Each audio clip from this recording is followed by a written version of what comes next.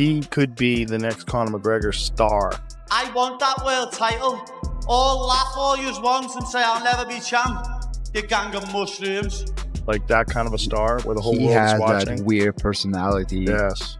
Yeah, he has that. Well, he's very disarming because people, they see, I talked about this in the last pay-per-view. I said it's a very sneaky trick because guys like you look at you, the way you carry yourself, the way you, that's a fighter. Like, you look at that guy's a dangerous motherfucker. But when you see Paddy, he's dancing like this, his hair's flopping. On the gym, it's just 5 minutes of getting sucked down, beat up, get a little glimpse of hope to get up, and end up catching a knee or an elbow. So all the time in the gym, but so you get better. It's like where I'm like weird timing myself. He's even weirder. It's hard to deal with, but he's the best for a reason. He's only going to make me better. Perfect training partner for me. If this is the start of this camp.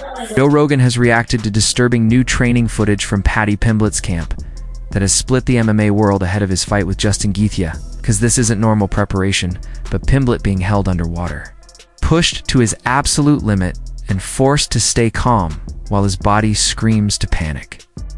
And according to those close to the camp, this isn't for show, but preparation for the most dangerous fight of his career against Gaethje, a man who doesn't play games, doesn't give space, and doesn't let opponents breathe, and as Rogan has warned for years.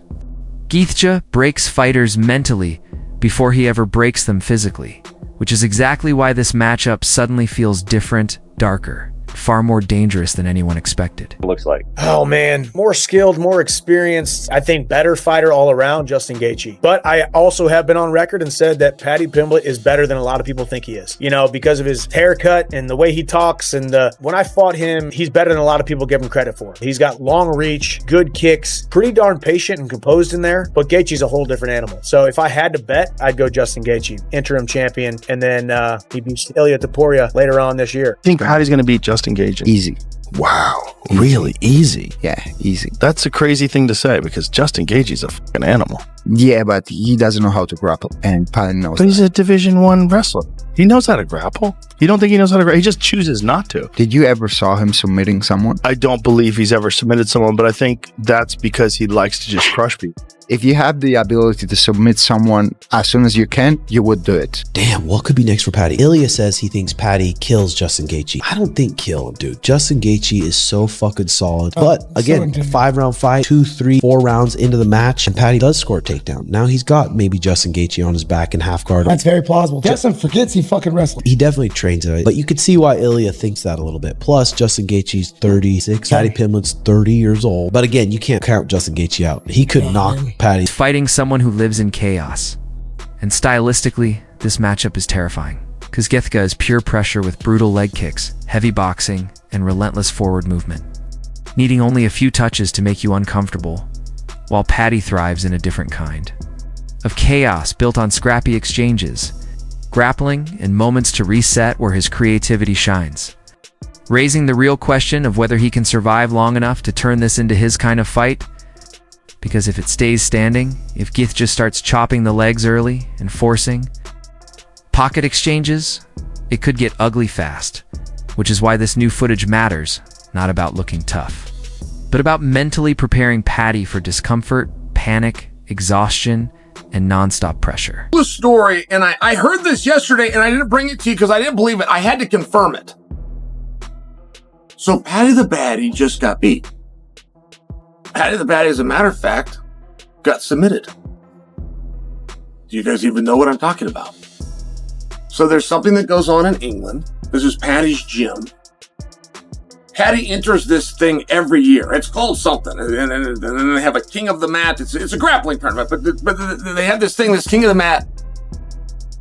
Paddy was in the finals a year ago, and after an hour, they just stopped the match and called it a draw. So he was a co-champion.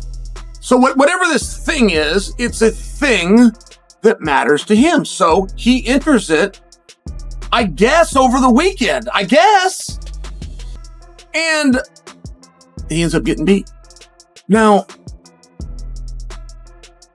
one of the reasons it's so cool is I don't think you have heard about it. One of the reasons I think it's so cool is there's no other sport where this would happen. One of the reasons I think it's so cool is it doesn't matter.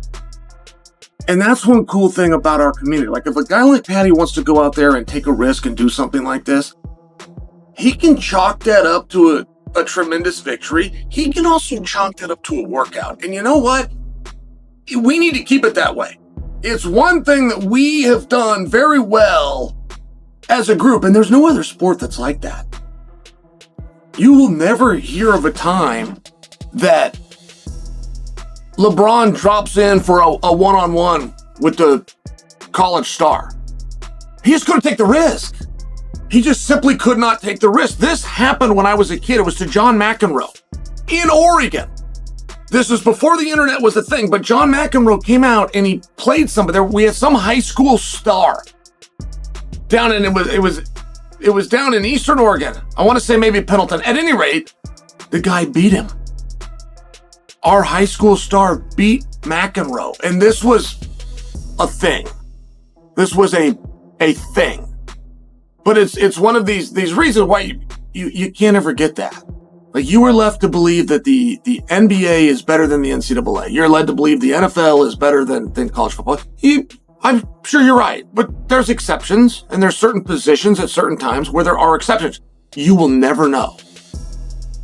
Those guys will never take the risk. They will never take to the field. They will never take to a three-point stance and go, they'll just never do it. On the outside chance that somebody's filming and somebody puts it, it's one of those things. And you get guys that love to compete. I mean, I got one resentment towards our sport. One, which is that we only do it 3 times a year. I mean, I can't even tell you the lack of respect that I have for a guy that misses a martial art. An interim title. So it was announced that Justin and Paddy will be fighting in January as UFC 324's headliner, and as much as I like this matchup, I have a problem with it being for an interim title. Because champion Ilya Topuria says he won't be fighting in the first quarter of 2026 due to personal reasons, so he expects to make his return around spring. So not only do I think that is not too long enough to warrant an interim title fight, but it also feels wrong to have this fight without Arman Tsarukyan in it. This is a belt for the 3rd best fighter in the division, and honestly, it may not even be for the 3rd best when we consider fighters like Max Holloway and Charles Oliveira. This is something the UFC did to appease Justin, who has basically said he's only fighting for UFC gold, and for Paddy, who the promotion wants to see become a champion. Overall, great fight, and I'm going to side with Paddy on this one, as I think Justin is past his best days, but yeah, this should not be for an interim title. But what do you think? Because Gaethje brings all of that and more, the MMA community is completely divided, with some believing Paddy's confidence,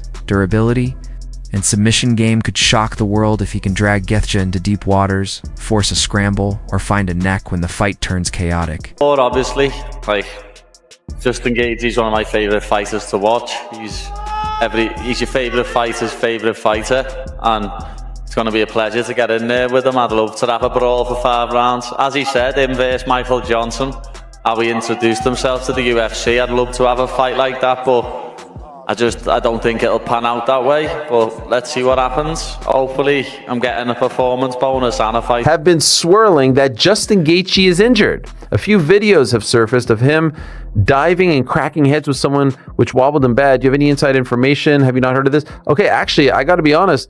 I thought you guys were talking about. I thought he was going to ask about. I saw a bunch of pictures about this thing. Up, though, right? Yeah, the ingrown hair is what he's claiming. Okay, right. Ingrown hair and a bit of brisket. Yeah, brisket. Yeah, a little brisket on the chin. Because they said he had herpes on his mouth. He's like, I was eating brisket and I had an ingrown hair. If that is an ingrown hair, that's the gnarliest ingrown hair I've ever seen.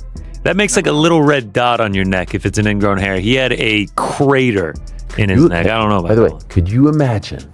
Just for a moment, do you know where I'm going with this? Yeah. Do you know where I'm going with this? I do know exactly where you're going. Enter Arman. Yes. Enter Arman. Yes, it's time. Now, is Arman ready is the thing. Somebody walks out to those videos. No, I'm like, oh, fuck. Yo, Enter Arman. Enter Arman. Walking out there, eating a fucking turkey leg. I mean, could be one of the biggest upsets in recent UFC history. But others believe this is where the hype train completely derails. Because if Paddy loses here, it isn't just a defeat. It's a brutal reality check that reshapes his entire trajectory.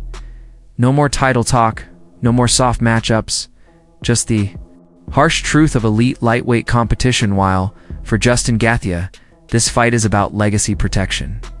As a loss would put everything he's built into question, but a win reminds everyone why he's been one of the most feared men in the division for years. Which is why the pressure is massive on both sides, and as Joe Rogan has always said, fights like this reveal who you really are, not when it's easy or when the crowd loves you, but when someone is trying to take your head off and won't back up. After seeing that footage, one thing is clear: this fight isn't hype anymore. This fight is real.